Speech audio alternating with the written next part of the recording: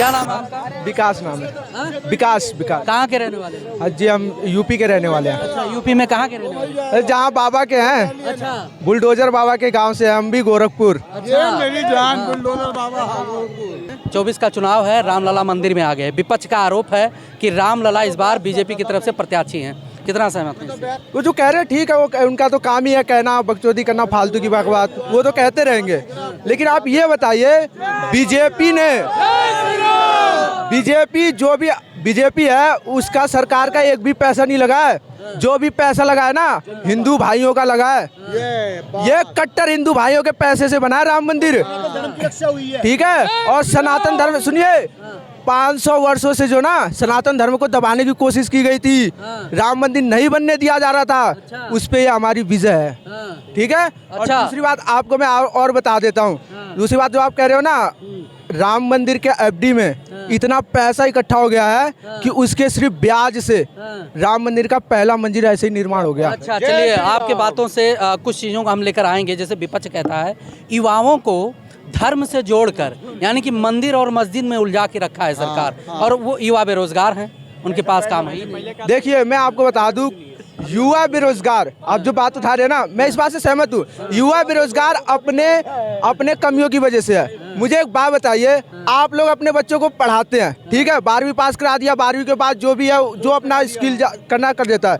लेकिन भाई किताबी ज्ञान से कौन सा नौकरी मिल रहा है या कौन सी जॉब मिल रही है, जब आप स्किल सब्जेक्ट पे ध्यान नहीं दोगे उसे, तो अच्छा, उसे सिखाइए, कुछ कंप्यूटर की नॉलेज दिलाइए, नहीं तो इंजीनियरिंग में उसको पढ़ाइए। बस नहीं, इंजीनियर सिर्फ पढ़ाने से नहीं बनेगा कोई भी, क्योंकि डिग्री होना, डिग्री वाले बंदे आज भी बैठे हुए हैं, क्यों?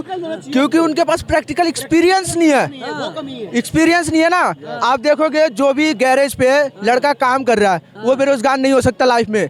भले ही वो 15,000 रुपये महीना कमा रहा है, पर बेरोजगार नहीं है ना। लेकिन वही एक इंजीनियर आके वही काम नहीं कर सकता, क्यों? क्योंकि उसके पास वो एक्सपीरियंस नहीं है, ठीक है, प्रैक्टिकल नहीं है वो। डिग्रियां हजारों रख लीजिए, मैं कह रहा हूँ कोई कंपनी जॉब नहीं देगी जब तक आपके पास एक्सपीरियंस नहीं होगा, प्रैक्टिकल नहीं होगा आप, तब तक आपको कोई भी काम नहीं मिल सकता, ठीक है।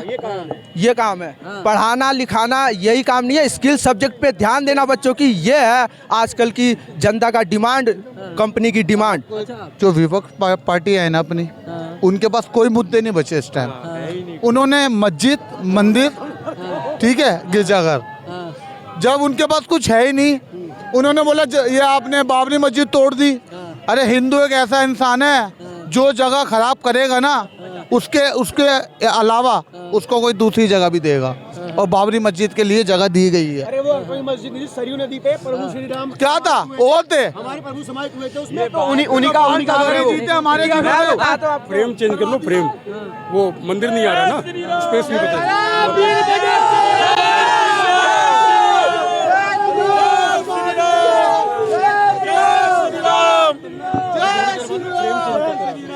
दूसरी बात मैं आपको बता दूं, आपने एक और सवाल पूछा था मुझसे कि ये जो नेताएं हैं, ये 2 वर्गों में बांट के हिंदू मुस्लिम करके युवाओं को भ्रमित कर रहे हैं। उसके बाद बता दूं, मुस्लिम लीग के नेता ने खुद कहा था कि जिसकी जनसंख्या ज़्यादा हो उसी का आधिपत्य होगा, उसी का राज होगा।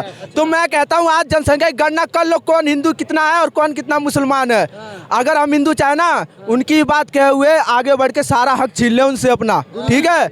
लेकिन हमारे मोदी जी तो कहते हैं, धर्म में, सुनिए, हमारे सनातन धर्म में ना इतनी पवित्रता है कि उन्हें सुख और चैन से हिंदुस्तान जैसे देश में उन्हें जीने का हक है, सारी उनकी मौलिक अधिकार है, ठीक है। कानून में, संविधान में उनका कोई अपमान नहीं कर रहा है। लेकिन कुछ मुसलमान ऐसे हैं जो सनातन धर्म का अपमान कर रहे हैं। मैं उनसे एक बात कह दूं कि देखिए, हमारा मोटिव ये नहीं है कि मुसलमान खत्म हो जाए, बिल्कुल भी नहीं।